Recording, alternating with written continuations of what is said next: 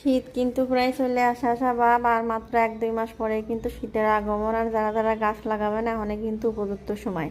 তো এর কিছুদিন আগে লাগাই ফেলতে পারতাম, কিন্তু বৃষ্টির যে ভাব, এই বৃষ্টির মধ্যে কিন্তু গাছগাছালি কোনো কোনো গাছ ভালো হয়, আবার কোনো গাছ কিন্তু হয় না।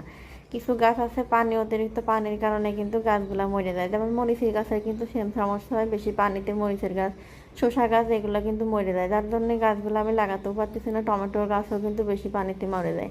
তো এই যে গাছের নিচে দেখেন, টবের নিচে কত পরিমাণে মাটি টুটি জমে গেছে, সেগুলো একটু পরিষ্কার করে নিলাম। এদিকে টবের ভিতরে বিভিন্ন ধরনের গাছ লতা পাতায় বসে গেছে, তো সেগুলো একটু পরিষ্কার পরিচ্ছন্ন করে দিলাম। তো এই গাছটা আর ফেললাম না, এটাতে সুন্দর একটা ফুল ফুটে আছে। এদিকে উস্তের গাছটা কিন্তু আমি লাগাই নাই, যে তরি তরকারির খোসা টোসা টবের ভিতর দিয়ে রাখছিলাম, ওর ভিতর দিয়ে জ্বালাইছে। গাছটা খুব সুন্দর হয়, উস্ত ধরে গেছে। তো আমি আজকে আইসি কিছু তরি তরকারির বিচিগুলা চারা দিতে আসি, দিয়ে ছাদের অবস্থা খুবই ভয়াবহ, যে শ্যাওলা মাওলা পরে খুবই খারাপ অবস্থা। তো এই ঝুড়ির ভিতর